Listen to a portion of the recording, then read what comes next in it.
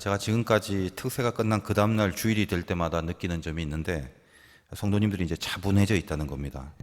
안 그래도 이제 우리 교회 성도님들은 또 수준이 계시니까 안 그래도 차분한데 더욱 차분해져요. 물론 이제 은혜를 받아서 영적으로 무게가 실려져 있기 때문이기도 합니다만 또 다른 이유는 이제 힘들어서 이제 피곤한 거죠. 특히 이제 평소에 새벽기도 안 하시다가 마음 잡고 하신 분들은 이제 예외 없이 특세 끝난 그 다음 주일은 좀 쉼이 필요하게 됩니다. 저도 실은 또 늘 그렇습니다. 일주일 이제 새벽 내내 말씀을 받는 시간들 지나고 나면 긴장이 풀려지면서 상당히 그 피로감을 느끼게 되거든요. 그래서 이제 오늘 요한복음 9장 12절까지 소경을 고치시는 그 사건, 거기에 대한 내용을 다루려고 했지만 메시지의 중요성도 있고 또 주신 말씀을 전할 내용도 또 많다 보니까 제가 이제 또 체력도 감당이 안 되고 또 그렇다고 해서 또 대강할 수도 없기에 오늘은 이 9장의 서막을 함께 한번 묵상하고 그 첫 단추를 풀고 나서 이제 다음 시간에 자세한 내용으로 진입해 들어가려고 합니다. 그래서 여러분 주보와 다르게 오늘 본문은 이제 3절까지의 서론만 함께 묵상하도록 하겠습니다. 요한복음은 기록 목적이 분명히 있고 또 주님이 많은 이적과 사건을 보이셨지만 그 메시지에 필요한 것만 기록을 했다고 요한복음 자체가 스스로 그렇게 기록하고 있지 않습니까? 9장에서 소경을 고치는 사건도 단지 기적적인 능력을 베푸셨다라는 그 사실을 알리려는 것 자체가 목적이 아니라 요한복음이 주려고 하는 메시지를 위해서 하나의 그 구체적 그림으로 우리들에게 제시되고 소개하고 있는 그런 사건이라는 것을 그걸 알고 들어가야 됩니다. 물론 이제 가장 근본적인 메시지는 두말할 나위 없이 역시 또 구원에 관한 그런 내용이겠죠. 이제까지 예수님 주변에 무리들이 있지 않습니까? 그 무리들의 흐름을 잘 보면 그 중에는 주님의 그 표적과 이적을 통해서 믿는답시고 모여든 무리들도 있었습니다. 근데 그 무리들에게 복음에 대한 설교를 하시면서 아브라함 자손에 대한 진정한 의미를 가르쳐 주셨지만 그들의 결국은 또다시 돌을 들고 예수를 치려는 모습으로 끝나고 있다는 진술이 이제 오늘 9장을 시작하기 바로 전 8장의 마지막 내용이었습니다. 8장 59절 보겠습니다. 그들이 돌을 들어 치려 하거늘 예수께서 숨어 성전에서 나가시니라. 여러분 그 얼핏 생각하면 그래도 인간들 중에 알아서 예수를 좀 믿어줄 만한 그런 수준의 사람들이 그래도 꽤 있진 않겠느냐. 하나도 없지 않다. 하나도 없다. 이게 이상한데 조금 있을 것 같은데 그렇죠. 그런 생각하게 됩니다. 그런 괜찮은 사람들 중심으로 그래도 하나님 나라와 또 그 구원의 역사를 진행시켜 나갈 수도 있을 것이 아닌가. 그런 것이 우리들의 어떤 바람이자 기대이고 또 우리의 어떤 그 희망이 될 수 있을 것 같다라는 그런 그 착각을 하게 만듭니다. 그러나 어때요? 그렇게 믿는답시고 모인 사람들조차도 역시 돌을 들고 끝나버리는 거예요. 빛이 어두움에 비추러 왔으나 어둠이 죽어야 되는데 어둠이 죽지 않고 오히려 빛을 죽여버립니다. 우리는 우리의 어둠을 지적받기 싫어하고 오히려 지적하는 자를 죽이려고 하는 그런 종자들일 수밖에 없다라는 말이죠. 그거는 요한복음 1장에서부터 빛이 세상에 왔지만 어둠은 깨닫지 못하더라. 이 진술한 내용이 일관성 있게 실은 여기까지 흘러내려온 것입니다. 바로 이러한 영적 상태를 날 때부터 맹인인 이 맹인된 사람으로 대변하면서 오늘 주님은 그 맹인을 의도적으로 만나고 있습니다. 여러분 그 맹인도 종류가 있지 않습니까? 그냥 정상적으로 살다가 중간에 시력을 잃거나 다치거나 이래서 맹인이 될 수도 있고 또 이제 잘 보였는데 뭔지 모르게 어쨌든 점점 나이가 들면서 시력이 그 부분만 약해서 상실돼 갈 수도 있고. 근데 오늘 맹인은 그 앞에 날 때부터라는 수식어가 붙어 있습니다. 자, 이 표현을 죄인에 대해서 만약에 동일하게 표현을 하자면 어떤 거냐면 본질상 진노의 자녀라는 표현과 일맥상통합니다. 그러니까 조금이라도 그 죄인됨을 벗을 수 있는 일말의 가능성이 전혀 없는 상태에 그게 바로 날 때부터 죄인인 상태 그거죠. 조금도 볼 수 있는 일말의 가능성이 전혀 없는 상태 그게 날 때부터 맹인 이렇게 되는 거고요. 그러니까 이것을 다윗식으로 표현하자면 어머니가 죄 중에서 나를 잉태했다라고 말하는 것입니다. 날 때부터 맹인된 사람이란 전혀 볼 수 있는 가능성이 하나도 없는 상태 그겁니다. 그래서 주님은 바로 그 맹인을 보십니다. 얼핏 보면은 길 가다가 우연히 맹인을 보게 된 것 같은 느낌이 들지만 여기서 주님이 보신지라 라고 표현된 헬라어의 에이덴이란 단어는 그 오이다라는 동사에서 온 것인데 그 의미는 본다는 말이 아니라 안다란 말이에요.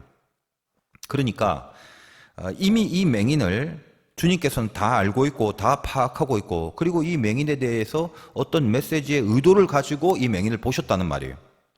그렇다면 우리가 이제 요한복음 9장의 가장 큰 메시지가 무엇인가에 대한 감을 잡게 됩니다. 주님은 이 맹인의 눈을 고쳐줌으로써 얼마나 위대한 능력을 가지고 계신 메시아인가 그 점만을 부각시키는 게 목적이 아니라 날 때부터의 맹인, 즉 전혀 볼 수 없는, 즉 볼 수 있는 여지는 1도 없는, 시력에 있어서는 회복이 불가능한 맹인, 그 맹인을 고칩니다. 이것이 영적으로 주는 의미가 뭐냐? 빛으로 와도 어둠은 그 빛을 깨닫지 못합니다. 그 어떤 설득, 그 어떤 이해도 불가능하고 심지어는 표적과 이적을 보여도 그들의 믿음은 결국은 돌을 들고 거부하는 수준이란 말입니다. 이런 자들을 주님이 날 때부터의 맹인을 고쳐두듯이 날 때부터의 죄인인 우리 인간들을 어떻게 구원시키는가, 그것에 대한 메시지를 주시는 것, 그것이 요한복음 9장이 되는 것입니다. 어떻게 고치시겠습니까? 뭘 어떻게 고쳐요? 은혜뿐이죠. 우리가 어떻게 구원을 받을 수 있겠습니까? 뭘 어떻게 구원을 받아요? 방법이 있나요? 은혜뿐이죠. 생각을 한번 해봅시다. 지금 주님과 맹인의 만남이 이루어지는 데 있어서 이 만남을 누가 주도하고 있다는 그런 말을 지금 하는 것입니까? 100% 주님이죠.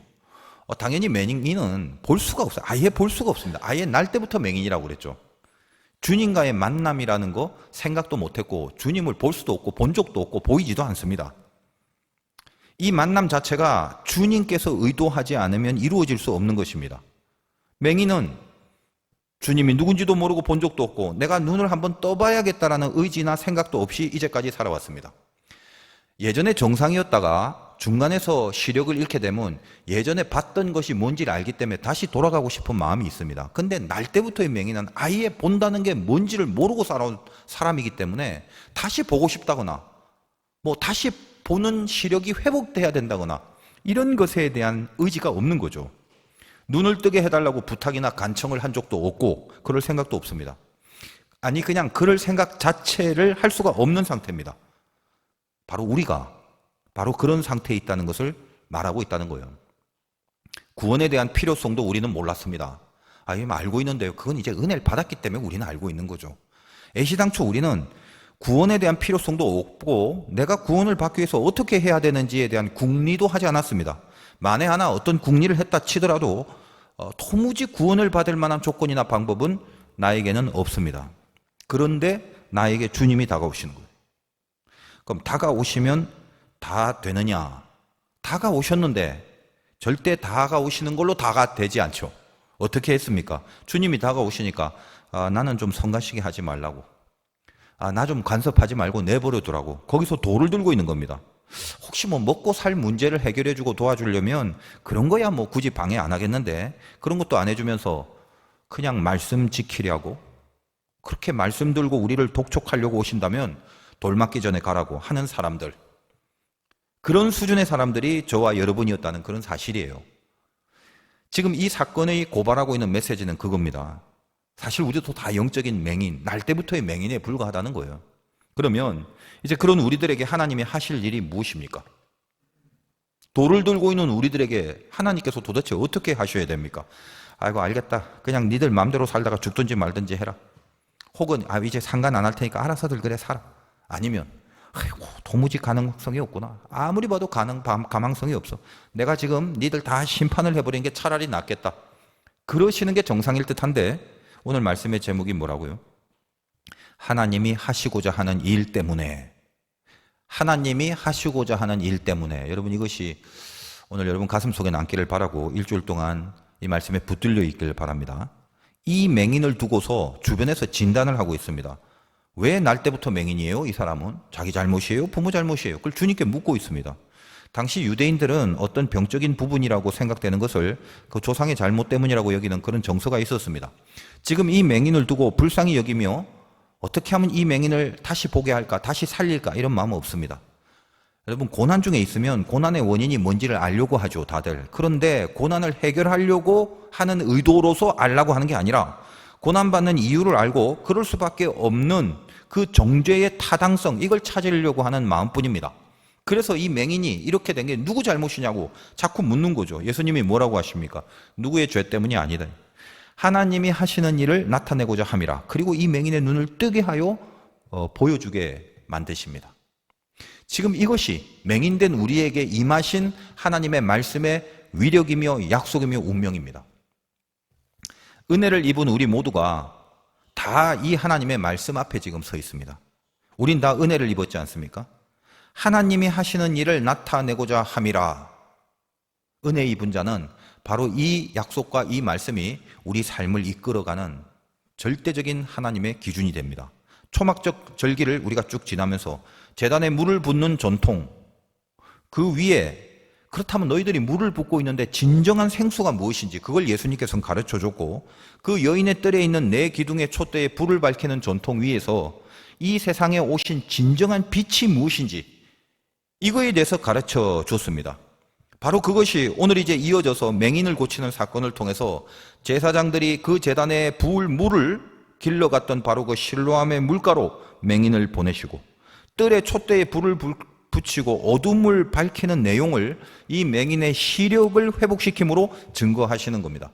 초막절의 그 은혜의 열매를, 정말 초막절 절기에 담겨져 있는 그 진의를 그 초막절의 주인인 예수님이 이 맹인을 통하여 증거해 내시는 그런 사건에 해당하는 것이다 라는 겁니다.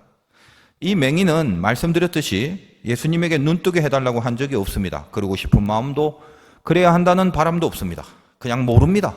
어둠에서 사는 거, 그거 말고는 다른 걸 모릅니다. 우리도 마찬가지죠. 자기 구원을 요구한 적도 없고 구원이 필요하다는 자각도 없었습니다. 그런데 주님이 우리를 찾아와 붙들어 우리 눈을 뜨게 하시고 구원을 시켜 주셨습니다. 내가 눈을 뜨게 되고 하나님이 나를 구원시켜줬다? 그걸 나는 어떻게 아냐고요? 지금 이 주일에 여러분이 어디 딴 데 가서 놀고 있지 않잖아요.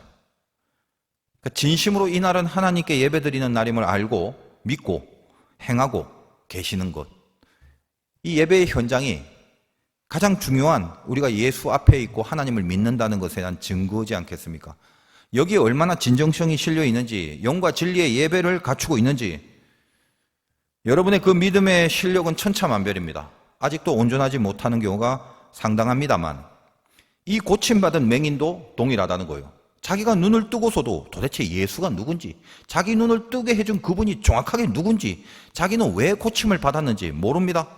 단지 지금 그가 알고 있는 건 하나죠. 9장 24절, 이제 다음에 하겠지만 24절, 25절.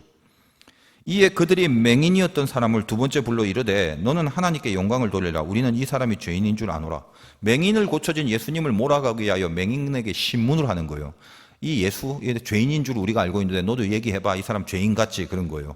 대답하되 그가 죄인인지 내가 알지 못하나 한 가지 아는 거는 내가 맹인으로 있다가 지금 보는 그것이니이다.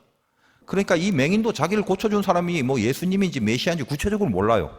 그러나 한 가지는 알죠. 지금 내 눈이 떠져 있다는 거예요. 동일하게 우리 어떻습니까?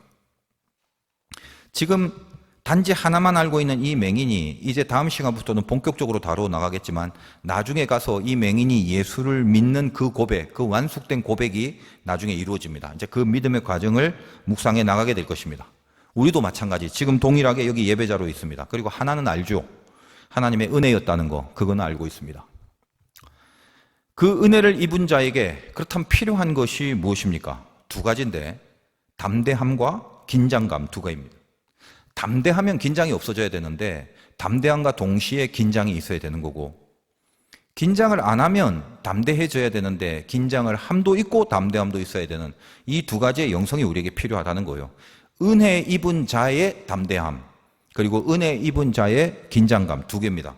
은혜 입은 자의 담대함이 무엇입니까? 은혜를 받았다는 것은 내 신분이 하나님의 자녀가 됐다는 거고 구원받은 백성이 됐다는 거예요. 그러니까 내 신분의 변화에 대한 담대함이 있어야 된다는 것입니다. 실력이 아무리 좋아도 신분과 실력은 다릅니다. 신분은 실력으로 보장되는 것이 아닙니다. 은혜라는 건 우리의 실력의 문제가 아니라 자녀된 신분을 이미 하나님께로부터 받아버린 상태죠. 이걸 인치심이라고 하는 거예요. 우리가 은혜 받았다는 것은 그 인치심 속에 있기 때문에 우리에게는 담대함이 확보될 수 있다는 거죠. 예전에 제가 그 미국의 웨슬리 신학교에 학위를 받기 위해서 공부하러 간 적이 있지 않습니까? 중간에 제가 정확한 기억은 안 나는데 저를 포함한 4명의 목사님이 같은 비행기를 타게 됩니다. 공부 마치고 이제 돌아올 때 귀국하는 비행기라는 생각이 듭니다. 근데 또 확실한 기억은 안 납니다만 그게 외국 비행기였어요. 이제 탑승한 후에 자리를 이제 찾아 앉았는데 그 나머지 3분 목사님은 자기네들은 이제 비즈니스석을 끊었다고 그 앞쪽으로 이렇게 가시길래 이제껏 같이 있다가 여기서 갈라지는구나 이런 생각을 하고 편히 가시라고 그렇게 인사를 했어요. 가만 보면 이렇게 비행기처럼 이 빈부의 차이가 극명하게 드러나는 곳이 없는 것 같아요. 일반석과 비즈니스가 완전히 딱 구분이 되잖아요. 저는 뭐 아직까지 제가 제 돈으로 비즈니스를 타본 적은 없습니다만 조금 있다가 이제 거기 간 한 목사님이 저에게 오시더니 자기는 외국 비행기를 워낙 많이 타고 뭐 외국을 하도 많이 다녀갖고 잘 아는데 이 비행기는 한국 비행기가 아니기 때문에 다르다는 거예요. 뭐가 다르냐? 그 앞자리 비즈니스석에 사람이 없으면 그냥 그 비즈니스석에 앉아서 가도 된다고. 그러니까 앞에 자리가 자기가 보니까 꽤 많으니까 자기하고 같이 비즈니스석에 가서 자기 앞에 자기 앞자리 비어 있으니까 거기 앉아가라고 하는 거예요. 그래서 제가 그럴 리가 있나? 여기 가격 차이가 얼마나 나는데 이거 아무나 자리가 비었다고 거기 앉을 수 있겠냐고 그랬더니 아니래요. 자기는 많이 이용해봐서 안다고. 지금 자리가 만석이 안 되기 때문에 이 비행기는 그래도 된다는 거예요. 뭐 저는 아무것도 모르고 또 뭐 비즈니스석의 그 시스템 이런 거 제가 알 리가 없고, 그리고 이제 또 저 빼고 다들 이렇게 비즈니스석에 가 있는데 혼자만 일반석에 앉아 있기도 뭐 저는 아무렇지도 않아요. 저는 괜찮은데 괜히 다른 목사님들이 좀 미안해 할까봐 그것도 좀 마음이 쓰이고, 그래서 반신반의하면서 이제 그냥 앞으로 따라갔어요. 그래서 이제 앞에 있는 앉으라는 빈자리에 이렇게 턱 앉으니까 좋더라고요. 다리도 쭉 펼 수 있고, 제가 이제 늘 좀 이 비행기를 타면 곤란한 게 다리가 길어갖고 앞뒤 간격이 늘 불편했거든요. 다리가 짧은 사람은 이런 애로사항을 모릅니다. 근데 뭔가 이렇게 마음이 그래도 불안해. 이래도 되는가 싶고. 아무튼 그러고 있는데, 걱정하지 말라고. 원래 여기 사람이 안 들어오면 사람만 안 차면 괜찮다고. 그런데 그날 정말 그 비즈니스석에 자리가 꽤 있었어요. 남았어요. 그래서 뭐 스튜어디스가 이륙하기도 전에 막 미리 웃으면서 막 친절하게 인사도 하고요. 뭐 음료수를 미리 가져다 주면서 뭘 드시겠냐고. 그래서 뭐 오렌지 주스요 하고 이제 받아 마시고 있었습니다. 속으로는 좀 불안했지만, 이런 방법도 있구나. 이렇게 해도 되는 거구나. 그러면서 그렇게 이제 저를 데리고 온 목사님하고 이제 서로 약간 눈짓도 하고 웃으면서 이제 대화도 좀 하고 그러고 있는데, 이제 이륙 시간이 다 돼서 그때까지 사람이 안 차는 거예요. 속으로는 정말 좋더라고요. 이게 몇 배 가격이 훨씬 더 몇 배나 비싼 건데, 이제 이렇게 되는구나 하면서 딱 그렇게 이제 마음 놓고 있으려고 하는데, 갑자기 이제 승무원이 그 자리마다 티켓 검사를 하는 거예요. 그래서 저한테 티켓 좀 보자고 막 웃으면서, 당연히 제가 비즈니스석 이런 걸 알고 묻는 거죠. 티켓 좀 보자고 친절하게 말하는데 갑자기 이제 하늘이 무너지더라고요. 그래서 제가 그 목사님 얼굴을 조용히 한번 응시를 하고, 아직 다 마시지도 않았던 그 오렌지 주스 아직 남아있는 채로 옆에 조심스럽게 내려놓고, 화장실을 가는 폼으로 일어나서 다시 뒤에 있는 그 일반석인 제자리로 갔습니다. 이거 얼마나 창피한지. 근데 이제 나중에 그 목사님이 저한테 이제 미안한 얼굴로 오더니, 이런 적이 막 없었다고 그러는데, 뭐 그 말이 들리겠습니까, 제가. 뭐 재밌으라고 추억의 이야기를 해봤는데, 이런 것이 신분의 차이라는 거예요. 그러니까 보세요. 아무리 폼 잡고 제가 오렌지 주스를 탁 마셔가면서 웃고 있어도 저는 비즈니스 신분이 아닙니다. 티켓이 없거든요. 그러니까 여러분 명심할 것이, 신앙의 폼 잡고 누리기 전에 여러분에게 티켓이 있어야 된다 이 말이에요. 여러분의 신앙적 실력이 좋든 나쁘든 그건 둘째번 문제고, 그 전에 신분에 대한 티켓, 여기에 대한 분명한 하나님의 약속과 언약 속에 구원에 대한 확신과 담대함이 있어야 된다는 거예요. 우리가 은혜를 입은 자라면 실력을 갖추기 전에 이미 신분이 확보된 것에 대한 그 담대한 믿음, 그 신분으로 인해서 마땅히 가져야 될 담대함이 있어야 된다는 거예요. 잘 기억하십시오. 이거는 그냥 우리가 하나님께로부터 은혜로 덧입은 신분에 대한 어떤 내용들입니다. 3가지인데, 첫째는 내가 하는 기도를 절대로 외면하지 않으신다는 거예요. 여기에 대한 담대함을 가지십시오. 여러분이 하나님의 자녀가 된 이상 상태가 안 좋을 수가 있어요. 뭐 100% 거룩하지 않을 수도 있고, 또 뭐 죄도 좀 저지를 수도 있고, 후회스러운 일을 할 수도 있고, 여러 가지가 있어요. 그러나 이게 얼마나 귀한 것인지, 우리는 어떤 사람이냐, 내 기도를 하나님이 외면하지 않으신다는 것입니다. 그게 첫 번째 담대함이고, 둘째는 사탄의 권세를 제압할 수 있는 능력이 있습니다. 사탄하고 나하고 싸우면 누가 이기냐면 사탄이 이겨요. 훨씬 세요. 근데 내가 하나님의 은혜를 덧입어 버리면 하나님이 나와 함께 계십니다. 절대로 사탄이 이길 수 없죠. 그러므로 은혜를 덧입은 사람의 담대함은 뭐냐? 언제든지 사탄의 능력을 내가 파쇄할 수 있고 사탄과의 싸움에서 내가 이길 수 있다는 거예요. 내가 제압할 수 있는 능력이 있다는 거예요. 이걸 알고 있는 담대함. 그리고 셋째는 영광을 선택하는 것에 그 어떤 것도 방해받지 않는다는 것입니다. 내가 하나님의 영광을 선택하면 그 길을 가려고만 마음을 먹으면 그걸 방해할 수 있는 권세가 없습니다. 이것이 우리에게 주어진 신분이 주는 담대함입니다. 이 세 가지를 여러분 잊지 마십시오. 내 신분의 변화로 인하여 은혜를 입었기 때문에 갖고 있는 담대함이라는 거예요. 이것이 신분이 주는 엄청난 위력입니다. 그것 때문에 담대하라는 거예요. 죄에 대해서 쫄이지 말고 내가 능히 이겨낼 자리에 앉아 있다는 걸 명심하시고 내 기도를 극대화시켜서 이 70일 기간 여러분 나름대로 작정하고 또 속별로도 그렇고 개인적으로도 기도하는데 이 혼탁하고 어려운 이 시대에 하나님이 나에게 주신 이 은혜를 덧입은 자로서의 이 담대한 내용들을 잃어버리거나 놓치지 마시고 나의 기도를 이렇게 하나님 앞에 집중시키고 하나님의 도움을 덧입는 그런 능력을 받아 누리실 수 있는 기간이 되길 바랍니다. 자, 그리고 동시에 은혜 입은 자는 그 담대함과 다른 거지만 긴장감을 동시에 갖고 있어야 됩니다. 이 긴장감이라는 것은 내 실력의 변화에 대한 긴장감입니다. 자, 늘 마음 한켠에 내가 이래서야 되겠는가?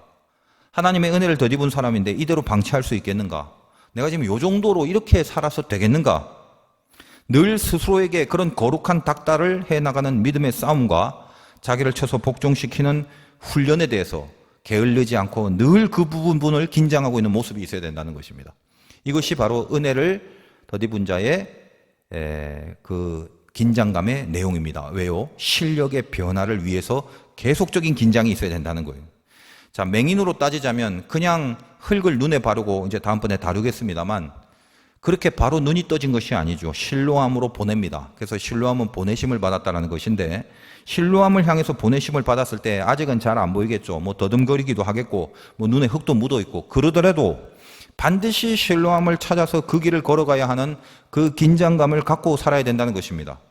그래서 여러분이 은혜 입은 자의 모습 잃지 않기 바라요. 신분이 변화된 것에 대한 담대함과 실력의 변화를 위한 긴장감, 그것이 은혜 입은 자의 모습이고 그것이 바로 자기 믿음과 구원의 증거가 될 수 있다는 것입니다. 저나 여러분이 살아가면서 아이고 이게 도대체 이유가 뭐지? 혹은 이걸 어떻게 피하지? 혹은 이걸 어떻게 좀 지워버리지? 그런 고민들을 얼마나 많이 합니까?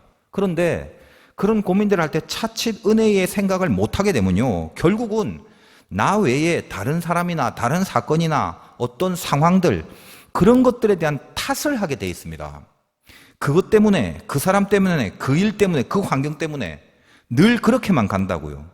이게 누구 잘못이냐고, 부모 탓이냐고, 저 사람 탓이냐고, 자기 탓이냐고, 어디서부터 틀려먹은 거냐고, 이거 지우고 싶다고, 없애버리고 싶다고, 난 떠나고 싶다고, 취소하고 싶다고, 이것 때문에 더 이상 못 살겠다고, 살맛이 안 나고 살 의미도 없고 그 허무한 회의감을 빠져나올 수 없게 되는 것입니다. 그러나 오늘 하나님이 너무도 귀한 말씀을 주시지 않습니까? 은혜 입은 자들아, 너에게 닥친 모든 것들은 딱 하나다. 그것을 통해서 하나님이 하시고자 하는 일을 하고자 함이라. 여러분이 정말 하나님을 믿는다면 내가 당하고 만나는 모든 것들은 하나밖에 없어요. 거기서 하나님이 하시고자 하는 일을 하는 거예요. 여기에 집중하고 이 믿음에 붙들릴 때 여러분들은 담대함과 긴장감을 계속 가지면서 하나님의 영광을 선포하는 자리까지 가게 되는 운명으로 주님 앞에 붙들리게 된다는 것입니다. 이것이 우리의 특권이죠. 이것이 우리의 자랑이죠. 왜 내 눈이 안 보이지? 이러지 마시고요. 아이, 제 탓이야. 아이, 저 뭐 조상 탓이 뭐 이거 탓이야. 그러지 마시고요. 그냥 눈을 떠버리는 거예요. 이게 바로 하나님이 보장해 주신 우리 예수 믿는 자녀들의 운명이다란 말입니다. 이제 우리가 살아가는 법을 터득하시기 바라요. 어떤 상황을 맞닥뜨리게 되든지 그게 뭐라고요? 거기서 하나님이 하시고자 하는 일을 하고자 하는 거라는 것. 그것에만 계속 집중하시면 됩니다. 뒤도 돌아보지 마시고요. 앞뒤 좌우로 고개 돌리지도 마세요. 이 말씀을 붙들고 기도하시면 됩니다. 하나님이 하시고자 하는 일을 하시기 원합니다. 그리고 순종하면서 전진을 해 나가시기 바랍니다. 여러분은 그렇게 보내심을 받은 주님의 사람들이라는 거예요. 승리하시기를 주님의 이름으로 축원드립니다.